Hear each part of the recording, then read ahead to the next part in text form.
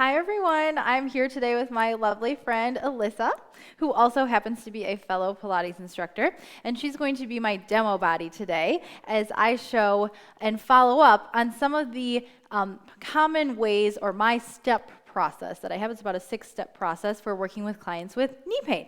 I'm sure, as we know, as Alyssa knows, right, many clients have knee pain. And the causes of that knee pain are extremely varied, right? It can be from arthritis, it can be from Baker's cysts, it can be from actually having a knee replacement, it can be from just tightness in the muscles that are around the knee, so many causes. So our approach to working with these clients, though, is pretty much always the same, no matter the origin of the cause, right? So I'm going to tell you guys, we're going to kind of go piece of equipment by equipment, right? So we're going to start by showing you some things that you would want to look out for on the reformer while I talk you through my step process. Then we will show you some of those same things on the tower, and then we'll just show a couple of things on the chair as well. So we will get started, and the first step, right, in addressing any client's injury or knees or hips, whatever it is that you have a conversation with your client, right? So you ask them what movements cause pain. That's so important, right? So Alyssa, what movements cause pain for you? Well, sometimes bending my knees too deeply. Okay. Or So bending too deeply. Yeah, Yep. sometimes bending too deeply, or if I am pushing, when I'm doing a Pilates class and just too much weight, sometimes I feel pressure Okay. on my knees. Yeah, that's perfect. Yeah, kneeling sometimes.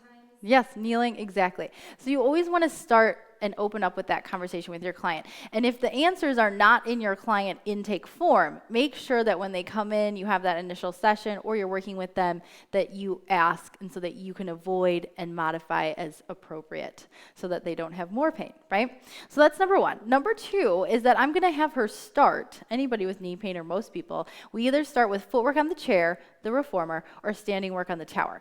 Now, for the sake of time, like I said, we're going to show you the reformer first. So I'm going to have her lay down.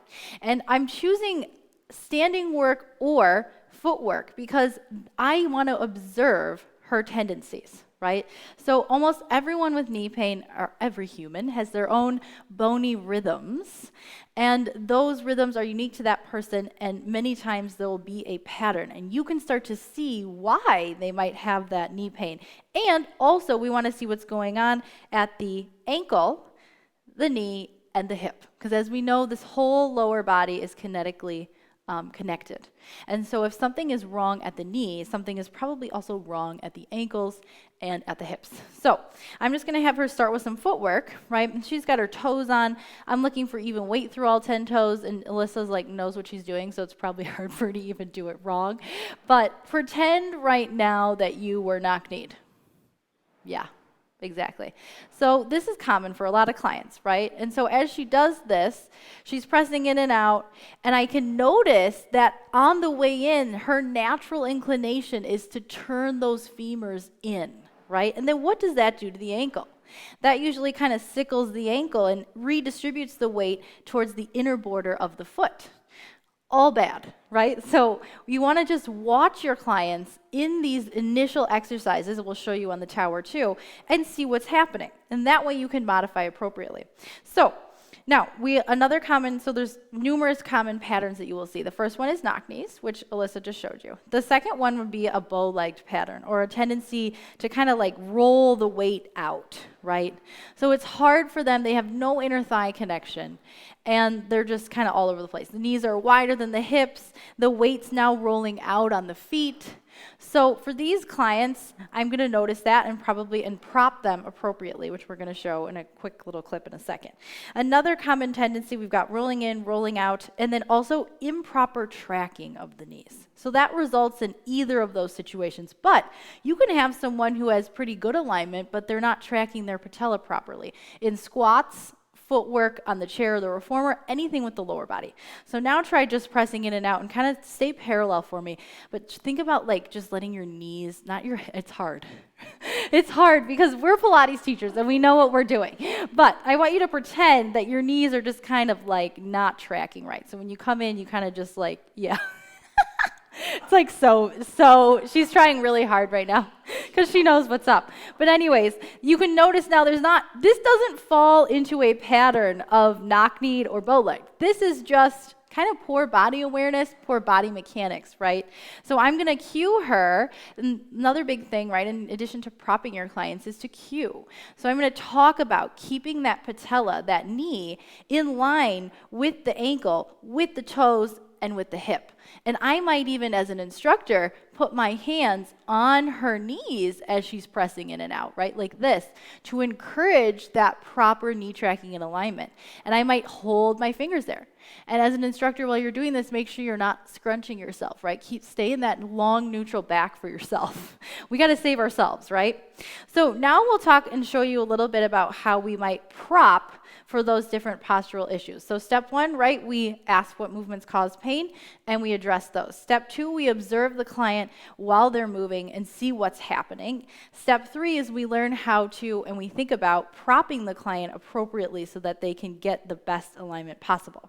So now we'll show you a separate video of how we might do that. So now we're looking at Alyssa, and we can see a bow-legged pattern, right? The knees want to roll out, and look at what that does to the feet, right? The weight rolls then out on the feet.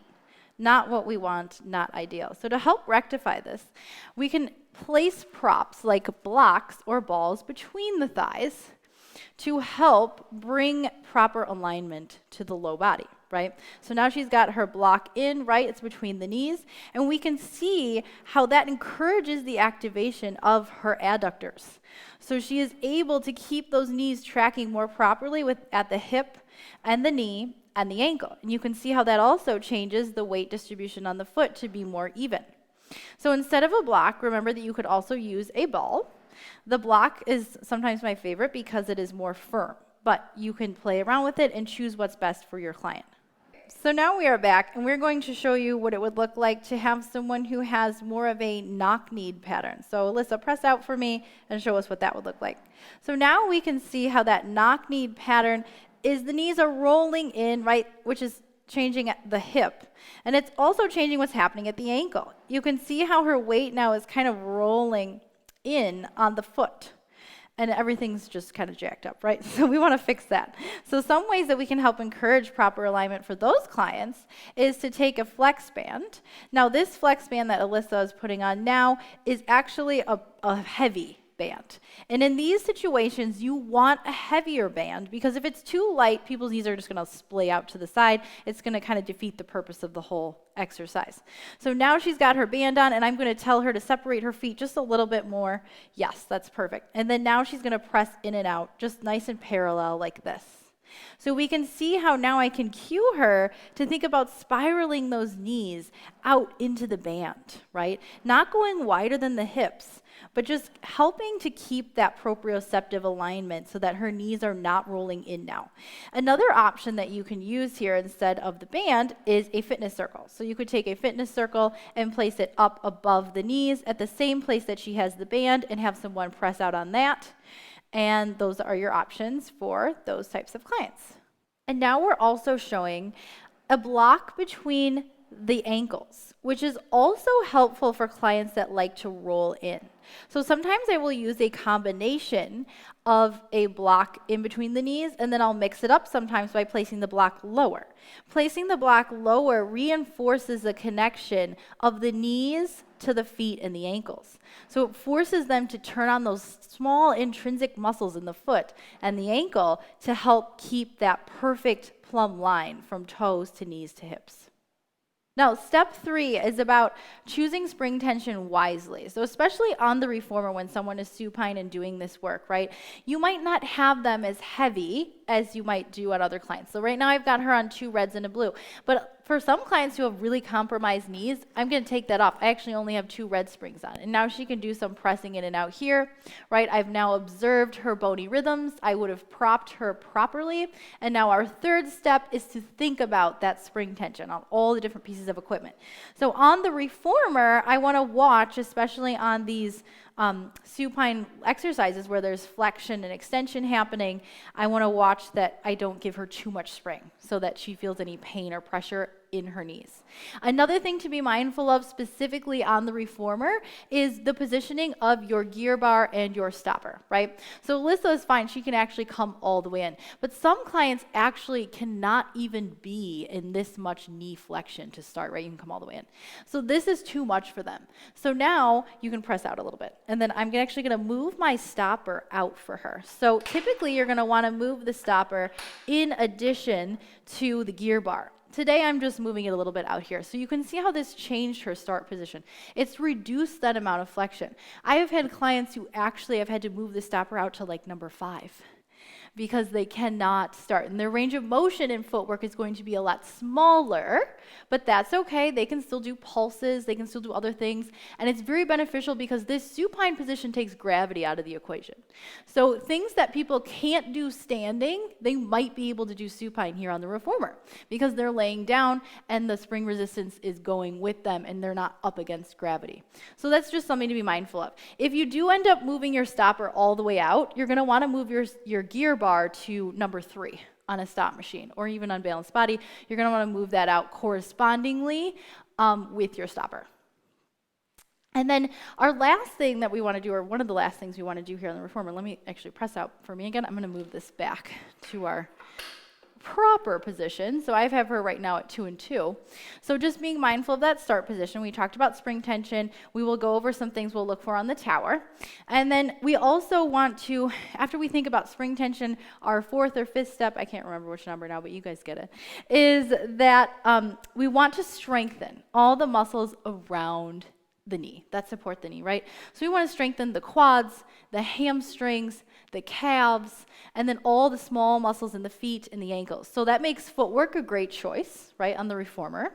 That also means that bridging might be good, so bring your heels on for me. Yeah, think about pushing the foot bar away from you, and then now we can demonstrate, right, something where, let's say I noticed she was someone who liked to roll in. Now I would give her a block, right? Or roll out. I would give her a block, and she can do her bridging exercises. She can even come up and stay, right, and then press the carriage in and out. And now she's working on that glute hamstring connection. She's also having to push that foot bar away. This exercise checks a lot of boxes for somebody with knee issues. If the flexion and extension hurts on the reformer, take them to the mat or the tower and have them elevate their feet on an arc barrel or something to give them a little more range of motion in the legs, because the foot bar does that here. She's up higher, so she actually can move more through the hips and the knees than she could if her feet were flat. And then you can come down, dear. And more exercises that I like on the reformer are kneeling inner thigh exercises, if kneeling is okay, right? Some clients who have knee issues, kneeling does not feel good, right? So we can pad the knees or we avoid kneeling altogether. And we would have them sit on the box for a lot of the kneeling exercises. And then I also like some standing splits work on here. You can roll onto your side and come up, dear. And then standing splits are good as well.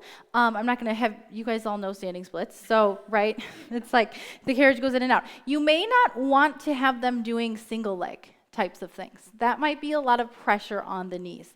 So I like to stick with straighter leg variations and a little bit lighter spring so they can focus on the inner thigh and the stability and all that.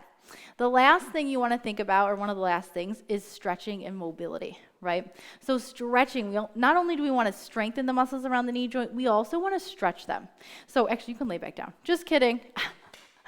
So we also want to stretch, right? So stretching is so important because a lot of times that pain that is happening there, if it's not caused by arthritis or another underlying structural issue, can be coming just from tightness in the muscles and the fascia. So she's just going to put her toes on. She's going to press all the way out. One of my favorite things to do for these people is to let your heels drop under and then give them that calf stretch, right? So sometimes they won't be able to have their legs this straight. That's okay. You can just let them do what feels good to them. And you just kind of pull, right? Make sure your body is not rounded. Make sure that you're in that neutral spine as you pull those heels under and you give them that deep back fascial stretch. Many people have tightness in the back of the knee. The front too, but a lot of times it's the back. It's all these little ligaments and things in here. It's the hamstrings and it's the calves. So we also want to strengthen, right? She can do her calf lifts here, like she's doing. Running is great for people with knee issues. It checks all those boxes we talked about earlier about strengthening the feet, the knees. She also gets to work on that hip, knee, ankle connection. So this is another great exercise for that. And then you can let the carriage come in for real this time. And then another thing I like to do on the foot bar, actually, oh yeah, you can bring your arches on. Bring your arches on for me. This is one other exercise. And / myofascial release. So I'll take the springs a little lighter for these, and then I'll have her let the feet dome over, right? Press the carriage out for me. Now, lift the whole front of the foot up. Keep the foot lifted as you come in. Yes, and then now wrap around. Yeah. Exactly. So this, I would have the client do a couple reps each direction. A lot of people really like this because it's like foam rolling for your feet, right? It feels so good. You want to make sure that arch is right on the bar so that they're getting that kind of pressure. Because a lot of people who have knee issues may also have flat feet. So you want to check it and see what's happening at the arch in the foot, which is actually sometimes easier to see standing, which we will go over shortly. So those are our checkpoints here on the reformer. And then our last thing is things that might be helpful to avoid, which we kind of already talked about in the reformer, which is kneeling, padding if you need to, and then moving the gear bar and stopper out as you need to. So we're back, and we're going to show you some things that you might want to look for on the tower or the Cadillac, right? Doing some standing work and some other modifications and things that you might want to be aware of. So as we said, right, our step one is we always see what movements cause the client's pain. Step two, we're going to prop appropriately and observe their movement patterns. So like I said, I would start with footwork on the chair, or I might have them start here on the tower. So Alyssa's going to start, and I've got the roll down bar on here instead of the arm springs, because the roll down bar is actually heavier springs. This is where spring tension comes into play. On the tower, for standing work, the heavier the spring, the more support for the knees, actually. So she's going to walk back a bit, okay? And we're going to go into like a hip hinge squat with a row. So I'm just going to have her come into that squat position, pull that bar into the chest, and then stand up nice and tall. Yeah, exactly. Now do a bad one for me. I know it's hard for you. She has such good form. Yes, that's bad. Yes. And then you can come back up. And then now do something funny with your knees. Walk back a little bit more for me. Yes, yes, yes, yes. Exactly. So you can see the same patterns that we went over on supine, on the reformer, can repeat standing and will repeat standing, right? So we can see that she had a knock-knee position. Again, I would look at this while she's warming up and say, okay, she might benefit from a band or something around her knees. So you can even do this, right, standing. So I would have her put that heavy band on so she has something to press those knees out into. Yep, and she's going to walk back a little bit. And then now as she lowers down into that squat, she can press those knees out into the band. So much better activation, right? And what this does is most of those people have atrophied hip and glute muscles. So when you give them this band, it immediately activates that whole hip area, those abductors, and gives the support for the knees that they need. Another thing you might need to be aware of in standing, right, is that they might need to modify their range of motion, right? So just come down like maybe half. Yeah, I have some clients with arthritis. This is what they do. They only come to this position. So always be mindful in standing and supine leg work to modify that range of motion in a place that does not cause them pain, right? And then you can just kind of come forward. I'm actually going to have you keep the band on. And then you can take this down. So we also want to remember to strengthen the muscles around the knee joint, right? So on the tower, we have all the options of the standing work to do. We also have the leg springs to work with, which I love doing. We also have bridging. Like I mentioned, you can just have them bridge on the tower bed, use an arc barrel under the feet. Another thing that I love to do is use the uprights, right? So you can come forward and bring your hands on the uprights for me and have your feet just slightly forward. And she's going to do, so a lot of clients, some of them can't even do a squat with the heavy roll down bar. That is still not enough support for them. So in those instances, using the uprights is actually a fabulous thing to do. So I can have her walk your feet a little more forward. There you go. Awesome. Because you're going to think of like a chair squat. So you're going to bend those knees. She's going to come down into that chair sit. She's keeping her shoulders over her hips. I've still got the band on for her. Yeah, so she can activate those hips with the knees. And then she's going to push the floor away and stand up tall. So this is great for your clients that, again, standing is not enough support for them. And sometimes I'll even warm people up with knee issues with squats with the uprights. So they start supported, get those muscles warm, and then you can try going into a less supported version, right? And then she's coming back up. You could also, again, use the block, use the ball between the knees if you see that that's a better fit. Another thing that I like to do with the uprights is to do actually some like bar type of exercises. Really good for, and Alyssa is a bar intensity instructor. I was trained in bar intensity. I never took my test, but I did teach it, and I love it. It's great. So I do throw some exercises in when I see fit, and bar exercises are great for people with knee issues because it doesn't require a lot of knee flexion and extension, right? It's isometric work. So I'm going to have her hold on to the uprights here, and then kind of just, she's going to soften her left knee just a little bit, and then start to take this leg and bring it back. And then just do little lifts, right? So again, you can keep the band on. This is actually kind of heavy for this. I would actually typically use a lighter band so that she could get a bigger range of motion. But the whole time she does all of this, and you can go out to the side, right? Yep, you can do hamstring curls.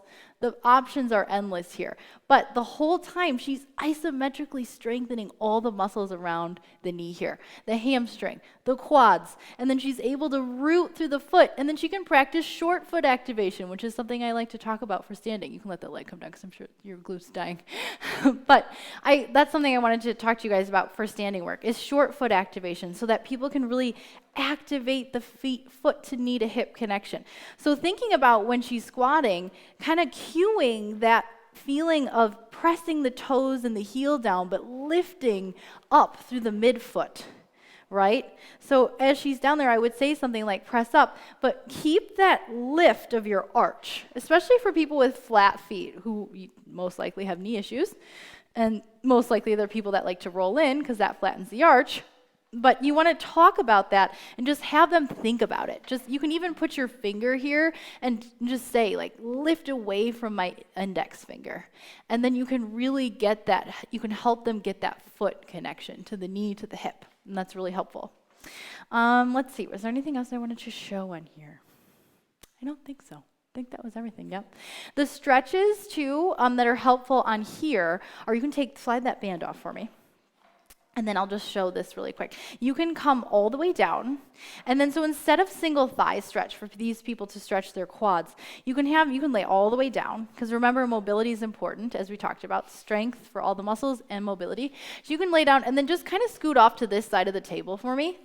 And then I'm going to have you kind of let this leg dangle off the table and grab onto that foot with your hand to foot. That leg, you can bend it, foot flat, and then think of a slight posterior tilt. Yes, exactly. So she can grab her foot, right? This is fine for her.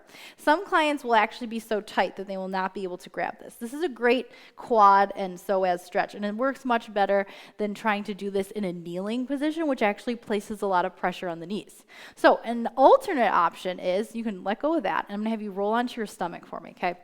So she's going to roll onto her stomach, and then we're going to show a variation in which she's able to use, we'll use a flex band.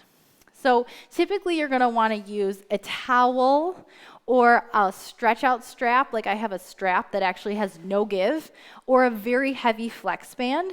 And then she can be here, she's going to put, you can put your right hand under your forehead. And then you can bend your left, yes, exactly. And then you can wrap the band around kind of here, have you grab onto that. And then she can pull the leg towards her, right? So this is a great stretch. You want to cue them to keep the pubic bones pressed into the mat. But this is great because it's very hard for people with knee pain to stretch their quads because they don't have the flexion in the knee. So this takes gravity out of the equation again and then gives them that assist with a strap, towel, band, whatever, and then allows them to get that deep stretch for the quad. It also opens up the front of the hip. Really nice. And then you can kind of release that. So those are some of my favorite stretches on the tower. And then also leg springs. Just be mindful with your spring tension here. For standing work, heavier is going to give more support. Leg springs, a lot of times, like if they can't fully straighten the leg, they're too heavy. And it doesn't feel great, right? So your option there is to do side lying leg series with a band, right? Have them use the loop band, yep. Have them do no resistance at first, because a lot of times they're really weak, and just being up here and doing this will be enough for them, right? And the last thing I wanted to show you guys is related to myofascial release. If you have a tool like the Theragun or a Hypervolt, these are really great for helping to warm up the muscles around the knee, and also to increase proprioception and awareness and muscle relaxation in the feet. So I will take this sometimes, and I will even do it, like you can lay on your back, lay all the way down for me. And then I'll use it on her thighs, right?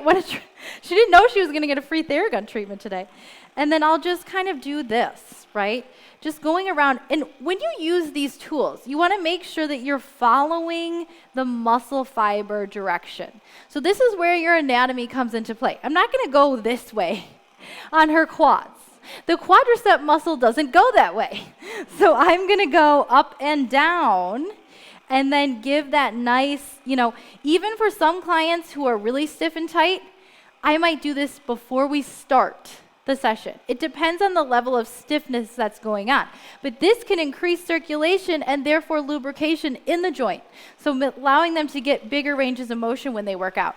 So I'll do her quads, and then I'll also, you can scoot up that way just a little bit, and then I'll do the feet, right? So you can get yourself up here on the table with them, cradle their foot, and then get the gun, and again, think about the direction of the muscle fibers on the foot.